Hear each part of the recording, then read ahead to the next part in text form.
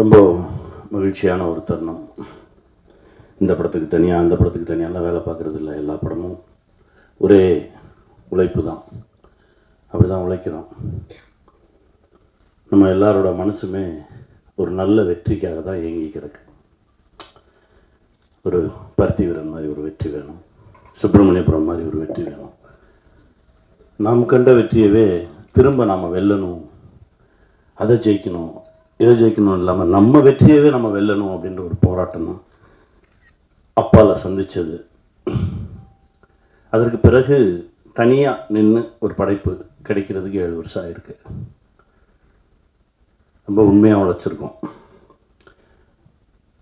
என்ன இதில் சேர்ந்தது எல்லாமே நல்ல மனசு இருக்கிறவங்க ஒன்றா சேர்ந்தாங்க. ஏன்னா அது அமையாது. ஒரு சில படைப்புகளுக்கு தான் அதுவே அமைச்சுக்கும்.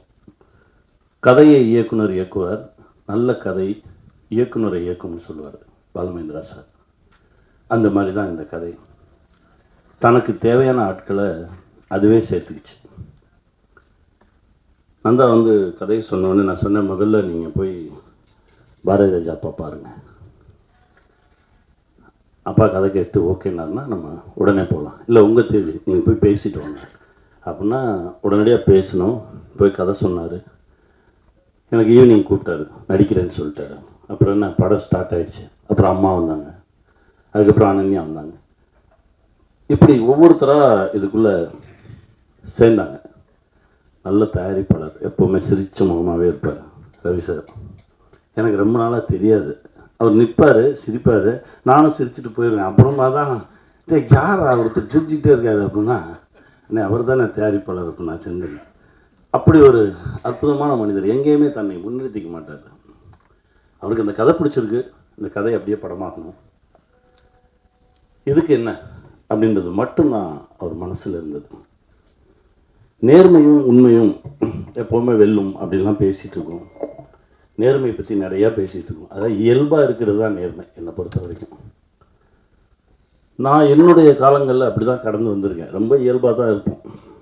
எனக்கும் அமீரண்ணனுக்குமான உறவு அப்படி தான் ஆரம்பித்தது. எனக்கு அமீரண்ணனை தெரியும், தூரமாக இருந்து. நம்ம சேரண்ணன் ஆஃபீஸுக்கு வெளியில் ஒரு டீ கடையில் நின்றுட்டுருக்கேன். அப்போ உன்னை சேரண்ணன் ரிலீஸ் ஆகிடுச்சு. அண்ணன் வந்து சேரண்ணனை பார்த்துட்டு அவருடைய ராம் படத்துக்கு ஒரு பூஜை இருக்குது, அதுக்கு வாங்கன்னு சொல்லி கூப்பிட்டுட்டு வெளியில் வந்திருக்காரு. எனக்கு தெரியாது. நான் டீ கடையில் ரோட்டில் நின்றுருக்கேன். போன கார் நிறுத்தி இறங்கி வந்தார். அந்த டீ கடை கூட டீ கடை கிடையாது, தள்ளு வண்டியில் கடை வச்சுருப்பாங்க. நேராக இறங்கி வந்தார். உன் படம் எனக்கு ரொம்ப பிடிச்சிருந்தது தம்பி, உன்னை சார்ந்தது எனக்கு ரொம்ப பிடிச்சிருந்தது. நான் சொந்தமாக ஒரு படம் எடுக்கிறேன், ராம்னு ஒரு படம். அதுக்கு இன்னும் 2 நாளில் பூஜை இருக்குது, நீங்கள் வரணும் அப்படின்னா. அப்படி தான் ஆரம்பித்தது. அதுக்கு பிறகு திடீர்னு ஒரு நாள் நான் வந்து உதயம் தேட்டருக்கு வெளியில் ஆப்போசிட்டில் ஒரு பஸ் ஸ்டாப்பில் நின்றுக்கிட்டு இருக்கேன். எங்கே இருக்க அப்படின்னு ஒரு ஃபோனு. நான் அப்படியே ஆப்போசிட்டில் பார்த்துட்டு, ஆனால் உதயம் தேட்டருக்கு வெளியில் ஒரு பஸ் ஸ்டாப் கிட்டே நின்றுக்கிட்டு இருக்கேன் அப்படின்னு. இப்போ தான் உனக்கு கடந்து போனேன், இந்த யூட்டர்ன் அடித்து வரேன், ஏன் ரோட்டில் நின்றுருக்கேன் வா அப்படின்னு சொல்லி திருப்பி கூட்டிகிட்டு போனேன். இந்த உண்மை இருக்குல்ல, இதுதான் நம்மளை இறுக்கி பிடிச்சிக்கும். சுப்பிரமணியபுரம் பண்ணும்போது அப்படி தான் எல்லாத்தையும் விட்டாச்சு. 3 மெகாவையும் கொடுத்தாச்சு. இந்த அசோசியேட்டுக்கு எல்லாத்துக்கும் கொடுத்து நான் நிராயுத பாணியாக போகிறேன். அங்கே என்ன பண்ணி வச்சுருந்துருக்கான், ஒருவேளை இவர் வந்து நம்ம சொல் பேச்சை கேட்காம 2 படம் டைரக்ட் பண்ணியிருக்காரு, 2000 எபிசோடு எடுத்திருக்காரு, வேறு ஏதாவது பண்ணார், நம்ம சொல்கிறத கேட்கல அப்படின்னா நம்ம ஒரு சப்ஷூட் வச்சுக்குவோன்னு சொல்லி சசி வச்சுருந்துருக்காங்க. எனக்கு தெரியாது. யாரும் பக்கத்து ரூம்லேயே இருந்திருக்கான் அந்த சப்ஷூட். நான் போய் நான் பாட்டுக்கு எனக்கு நான் பாட்டுக்கு போனேன். நான் பாட்டுக்கு நின்னேன். ஏன்னாப்பா எனக்கு கூப்பிடவே மாட்டேறீங்க அப்படின்னா, இல்லை ஒரு 2 நாள் நீங்கள் சாப்பிட்டு தூங்க, அப்புறமா எடுப்போம், ஏன்னா ரொம்ப ஸ்ட்ரெஸ் ஆகிருக்கு முகம் அப்படின்னு சொல்லி ஒரு 2 நாள் ரெஸ்ட்டு கொடுத்தாங்க. 3ஆவது நாள் போய் ஷூட் பண்ணுறோம். ஒரே ஒரு ஷார்ட் நடிச்சு நீங்கள் கிளம்புங்க அப்படின்னாங்க. நான் போய் என்ன பண்ண போகிறேன், நீ தான் எடுத்துகிட்டு இருக்கல, நான் நிற்கிறேன் அப்படின்னு சொல்லி வேட்டியை மடித்து கட்டிட்டு க்ரௌடை கிளியர் பண்ணிகிட்டு இருந்தேன். க்ரௌடை கிளியர் பண்ணிட்டு இருக்கும்போது சசி கூப்பிட்டான், அண்ணே இங்கே வா, அதை பார்க்குறதுக்கெல்லாம் ஆள் இருக்குது, நான் நடிக்கிறேன், நீ எடு அப்படின்னா. அங்கே தான் ஆரம்பிச்சது. ஒரு உண்மையும் நேர்மையும் தான் நம்மளை இழுத்துக்கிட்டே போகும். அது முடிச்சவொடனே சசி சொன்னான், நீ சொல்லு அவங்களா பேசிக்கிறான். என்னடா அப்படின்னா, ஒரு சப்ஸ்டியூட் வச்சுருந்தோம் பக்கத்தில், அது அவனுடைய நேர்மை. ஒரு சப்ஸ்டியூட் வச்சுருந்தோம், உன் கையில் நான் மைக்கை கொடுத்தவொன்னே அவனை ராத்திரி அனுப்பிச்சிட்டேன் அங்கேருந்து அப்படின்னு சொன்னான்.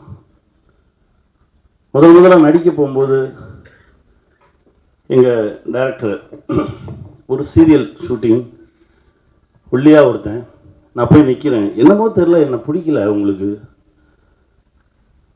அப்போ ஒரு காட்சி, அப்போ கூட நடிக்கிற அந்த நடிகர்கிட்ட அவர் சொல்லியிருக்காரு, ஓங்கி ஒரு எத்துங்க, நீங்கள் எத்துல அவன் போய் வெளியே விழணும், அவனுக்கு நடிக்கணுன்ற ஆசையே வரக்கூடாது அப்படின்னு சொல்லியிருக்காரு. இது எனக்கு தெரியாது. நான் அந்த சீனில் போய் நிற்கிறேன், அதாவது கூட்டத்தில் இருப்பாங்க, அதுலேருந்து ஒரு சின்ன ஒரு காட்சி போய் நிற்கிறேன். என்ன அந்த நடிகர் ஓங்கி எத்துனாரு, நான் அவன் எத்துனதை தாண்டி எங்கிட்ட போய் விழுந்துட்டேன். அவங்களா சிரித்தாங்க, எனக்கு நம்பிக்கை மட்டும்தான் இருந்தது. ஒன்பதுறாங்க, திரும்ப போய் நின்னேன், திரும்ப தூக்கி எறியப்பட்டேன். ஆனால் நான் நடிகன் ஆயிடுவேன் அப்படின்ற ஒரு நம்பிக்கையும் நேர்மையும் மட்டும்தான் இருந்தது. அதே இயக்குனர் அவர்கிட்டே வேலைக்கு சேர்ந்தேன். நான் இல்லாமல் அவரால் இருக்கவே முடியாது அப்படின்ற ஒரு நிலை, நான் அவரை விட்டு வெளியே போகிறேன்றப்போ கண்ணீர் விட்டு நிலை எல்லாமே பார்த்தேன். அந்த நடிகர் இப்பவும் இருக்கார், என்னுடைய நண்பர் தான் அவரும். அவர் எப்போ பார்த்தாலும் சாரிடா அன்றைக்கி ஒரு மிதிச்சதுக்கு, எப்போ 30 வருஷம் முன்னாடி நீ மிதிச்ச மிதியில் தான் நான் இந்த இடத்துல விழுந்திருக்கேன்னு நினைக்கிறேன். இப்படி கடந்து தான் ஒரு இடத்த நின்றுருக்கோம். இது நேர்மைன்றது தனி வார்த்தையெல்லாம் கிடையாது, நம்மளுடைய இயல்பு, நம்முடைய உண்மைத்தன்மை. முன்னெல்லாம் கெட்டவனை பார்த்தா அவன் கூட சேராத, எதில் வம்பில் மாட்டி விட்டுருவான்னு சொல்லுவாங்க. இப்போ அதே வார்த்தையை நல்லவனை பார்த்து சொல்ல ஆரம்பிச்சிட்டாங்க. ஏன் அவங்க கூட சேராத, அவன் ரொம்ப நல்லவன், ஏதாவது வம்பில் எடுத்து விட்டுருவாங்க அப்படின்னு. அந்த அளவுக்கு நமக்குள்ள இருந்த புகழ்வு அதிகமாயிடுச்சு. நந்தா அவருடைய ஒரு படைப்பு, திடீர்னு ட்ரெய்லருக்கு வாய்ஸ் கொடுக்கணும் அப்படின்னு கூப்பிட்றாரு. போனேன். இதற்கு முந்தைய படைப்பு அதே மாதிரி தான், அண்ணே இந்த ஓப்பனிங் வாய்ஸ் கொடுக்கணுண்ணே, யாரோ கேட்டோம், வரேன், அதுக்கும் பேசினேன். அதாவது நந்தாவுக்கு எனக்கும் இடையில ஏதோ ஒரு தொடர்பு இருந்துக்கிட்டே இருந்தது. இன்னும் சொல்லப்போனால் சோலா கிரியேஷன்ஸில் நான் ஒரு கதை சொல்லிட்டு வரேன். கதை சொல்லிட்டு வெளியே வரும்போது பொன்ரங்கண்ணன் சொல்கிறார், காலையில் தாண்டா ஒருத்தர் கதை சொன்னான், நான் ஓகே பண்ணிட்டேனே அப்படின்னாரு. என்ன கதைண்ணே அப்படின்னா, அதுதான் கல்லூரியின் கதை. அங்கேருந்து ஆரம்பிச்சது. இவர் யார், நம்ம இப்போ போனோம், ஒரு காலையில் ஒருத்தர் ஓகே பண்ணிட்டு போயிருக்காரு, அவர் யாருன்னு சொல்லி தேடி தான் நான் நந்தாவை பார்த்தேன். அப்படி ஆரம்பித்தது தான் இந்த பழக்க வழக்கம். பட் என்னென்னா, ஒரே நேர்கோட்டில் தான் பயணிச்சுட்டு இருக்கோம், அப்படி தான் நான் நினைக்கிறேன். என்னை விட நல்லவன் நந்தா, அவ்வளவு நேர்மையானவன். எங்கள் அண்ணன் சொன்ன மாதிரி நான்லாம் அந்த 2வது ரகம் அந்த செயினை எடுத்து இது யாருதுனாலும் கேட்பேன். நந்தா ஐயோ அப்படின்னு சொல்லி தள்ளி ஓடிடுவார், அவ்வளவு நல்லவர். நந்தா மனசுக்கு எப்போவோ மிகப்பெரிய ஒரு எழுத்து தொற்றுக்கணும். இப்போது அந்த வாய்ப்பு கிடைக்கும். ஏன்னா நம்ம எதுக்கு வேணாலும் ஆசைப்படலாம், எஃபர்ட்ஸ் போடலாம். ஆனால் நமக்கு என்ன கொடுக்கணும், எப்போ கொடுக்கணும் அப்படின்னு முடிவு பண்ணுறது காலம்தான். அந்த காலம் இப்போ வந்துருச்சு. நந்தா, உங்கள் உழைப்புக்கும் உங்களுடைய உண்மைத்தன்மைக்கும் நம்ம மாணிக்க மாதிரி தான். நீங்கள் என்னைக்கு இருந்தாலும் உங்களுக்கு வெற்றி தான், ஜெயிச்சுக்கிட்டே இருப்பீங்க. இந்த கதை கேட்ட உடனே நான் சொன்னேன், எனக்கு எழுதி கொடுத்துருங்க. ஏன்னா இவர் சொன்ன ஒரு மாதிரி மெஸ்மரைஸ் பண்ணுறாரு. அப்படியே பார்த்துக்கிட்டே இருந்தால் அவரும் எழுதுறாரு, நம்மளே எழுத வச்சுருக்காரு. நான் சொன்னேன், ஏய் இது அதெல்லாம் அப்புறம், நீ முதல்ல எழுதி எனக்கு புத்தகமாக கொடுங்க, நான் தனியாக படிக்கணும் அப்படின்னு சொல்லி அனுப்பிச்சேன். தனியாக எனக்கு ஒரு புக்கு வந்தது. அந்த புக்கை படித்தோடனே சொன்னேன், உடனே ஷூட்டிங் போவோம். இல்லை நீங்கள் அங்கே ஹைதராபாத், நான் எங்கே இருந்தாலும் வருவேன். அப்படி தான் ஷார்ட்டை நடந்தது. நண்பர்கள் சொல்லிட்டு போயிட்டாரு, இதை உடனே சொல்லிடணும். ஒரு சில கதைகள் நம்மளை கூட்டிகிட்டு ஓடும். அந்த கதையில் இருக்கக்கூடிய உண்மைத்தன்மை நம்மளை இயக்கும். அப்படி தான் திருமாணிக்கம் தன்னை உருவாக்கிக்கிச்சு. நாங்களாம் யாரும் எதுவும் பண்ணல, அதுவாக தன்னை உருவாக்கிக்கிச்சு. அதுக்கு தேவையான ஆட்களை அதுவே எடுத்துக்கிச்சு. அனன்யா ரொம்ப அற்புதமாக நடிச்சிருக்காங்க, ரொம்ப பயங்கரமாக நடிச்சிருக்கம்மா. நானே முந்தா நாள் தான் படம் பார்த்தேன். ரொம்ப அற்புதமாக நடிச்சிருந்தாங்க. ஏன்னா அது நான் கண்டுபிடிச்ச பொண்ணு. அது எப்படின்னா, சசி இருக்கானே எதை கொண்டு வந்து நிப்பாட்டினாலும் நொட்ட சொல்லுவான். நாடோடிகளில் ஹீரோயின் தேடணும்னு சொல்லி நானும் கதிரும் தேடுறோம். ஒரு 2 மாதமாக தேடிக்கிட்டு இருக்கோம். இப்போ இந்த பொண்ணை கண்டுபிடிச்சி கதிர் ஒரு வீடியோ பண்ணிட்டான். வீடியோ பண்ண பிறகு நைட்டு ஒரு 2 மணிக்கு நான் முழிச்சிருக்கேன். டக்குன்னு எந்திரிச்சு, என்ன சார் முழிச்சிருக்கீங்க? இல்லை சிவா, நைட்டு படக்குன்னு முடிச்சு பார்த்தா அந்த பொண்ணு நல்லா இருக்கான்னு பார்க்கணும். படக்குன்னு முடிச்சு பார்த்தா நல்லா இருக்கான்னு பார்க்குறீங்களா? ஆமாங்க, பிடிக்கணும்ல எல்லாருக்கும் அப்படின்னு சொல்லி அந்த மாதிரியெல்லாம் எடுத்து செக் பண்ணி பார்த்தோம். திடீர்னு பார்க்குறது, திரும்பி பார்க்குறது, இப்படியெல்லாம் பார்த்தா அந்த பொண்ணு பிடிச்ச மாதிரி இருக்கா மூஞ்சி அப்படின்னு. அது கடைசி பாருங்கள் எனக்கே பேராக வந்து நிற்கிது. நல்லா நடிச்சிருக்கீங்க. உங்களுக்கான இடம், பெரிய இடம் இருக்குது. வாழ்த்துக்கள், வாழ்த்துக்கள். அப்புறம் எங்கள் அம்மாவை பற்றி நான் சொல்லணும் அப்படின்றதே இல்லை. அப்படி நின்னாலே அது அப்படி இருக்கும். நேற்று முந்தா நாள் நான் படம் பார்க்கும்போது கூட என்னை அறியாமல் நாங்கள் தான் ஸ்க்ரீனில் நிற்கிறோன்றதை தாண்டி எனக்கு ஜிவ்வுன்னு தூக்குச்சு. அம்மா ஒரு சத்தம் கொடுப்பாங்க, பக்கத்து வீட்டுக்காரங்களெல்லாம் கூப்பிடுவாங்க.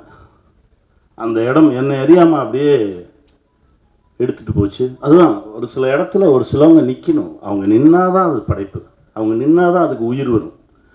அப்பா பாரதிராஜா அப்பாவோட நடிக்கும்போது என்னை அப்படியே பார்ப்பார். பண்பற்ற நடிகன் ஆகிட்ட அப்படின்னு. இல்லைப்பா, அது அது அது வந்து என்னென்னா மனோஜ் கூட சொன்னார். மனோஜ் நானும் ரொம்ப க்ளோஸ் ஃப்ரெண்ட்ஸு. மனோஜ் படம் பார்த்துட்டு சொன்னார், இல்லைடா நீ அப்பா கூட நிற்கும் போது அவரையே பார்த்து ரசிக்கிட்டே இருக்கடா, அது தெரியுதுடா அப்படின்னு. வேறு என்னடா பண்ணுறது? அப்படி தான் இருந்தது. அந்த அந்த அந்த 4 நாட்கள் 5 நாட்கள் அவரோடு நிற்கும்போது இருந்த அந்த சக்தியும் அந்த மகிழ்ச்சியும் அதுக்கு அளவே இல்லை. நந்தாவுக்கு தான் நன்றி சொல்லணும். ரொம்ப மகிழ்ச்சியாக என் பிள்ளைங்க வாங்க, நீ வாடா, என் பிள்ளைங்களாவே இருந்தாங்க. இதில் வேற என்னன்னா ஓடி வந்து 2 பேர்த்தையும் தூக்குன்றாரு. ஒரு பக்கம் எனக்கு வெயிட் இழுக்கும், இன்னொரு பக்கம் ஈஸியாக தூக்கிடுவேன். மூத்த பிள்ளை வளர்ந்துருச்சு இப்போ கொஞ்சம்.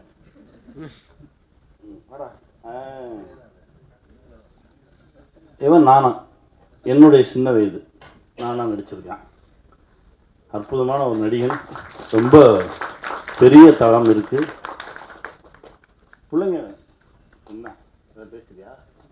பேசு, 2 வார்த்தை பேசு.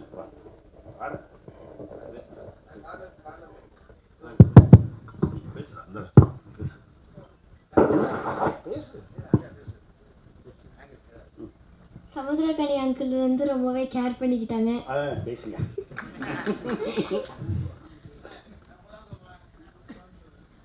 பேசுறா, உனக்கு என்ன தோணுதோ பேசு. இந்த மூவியில் எல்லாருமே ரொம்ப ஹார்ட் ஒர்க் பண்ணியிருக்காங்க. இதில் நந்தா பெரியசாமி அங்கிள் எனக்கு ஆப்பர்ச்சுனிட்டி கொடுத்ததுக்கு ரொம்பவே நன்றி. இல்லைன்னா உன்னை மறந்துடுவாங்க, அதுக்கு தான் கூப்பிட்டேன். பேசு, பேசணும். நீங்களும் நல்லா பேசுவீங்க. ஹாய். ஹாய். எங்கள் அம்மா அப்பா ரொம்ப ஜாலியாக இருந்துச்சு. எல்லாரும் நல்லா பார்த்துக்கிட்டாங்க, ஜாலியாக. வேற போதுமா? நன்றி. முதலில் இந்த படத்தில் எனக்கு வாய்ப்பு கொடுத்த நந்தா பெரியசாமி அங்கிளுக்கு ரொம்ப நன்றி.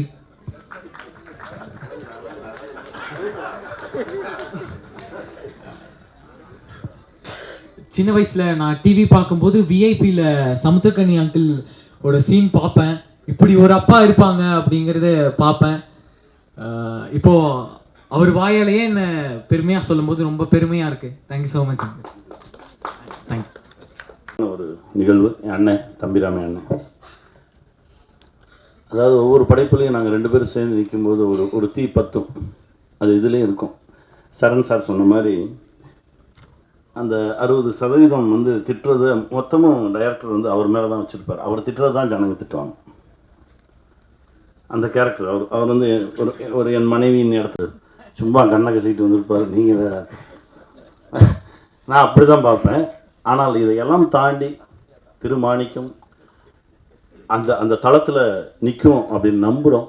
கண்டிப்பாக இந்த கலக்கமும் இந்த பாசமும் இந்த ஏக்கமும் வெகுஜன மக்கள்கிட்டையும் இருக்கும் அப்படின்ற ஒரு நம்பிக்கை இருக்குது. ஒரு மிகப்பெரிய படைப்பாக உங்கள் முன்னாடி வச்சுருக்கோம். ரொம்ப நம்பிக்கையோடு வச்சுருக்கோம், நேர்மையோடு வச்சுருக்கோம். இதை வெல்ல செய்ய வேண்டியது உங்களுடைய கடமை. வெல்வோம். வாழ்த்துக்கள்.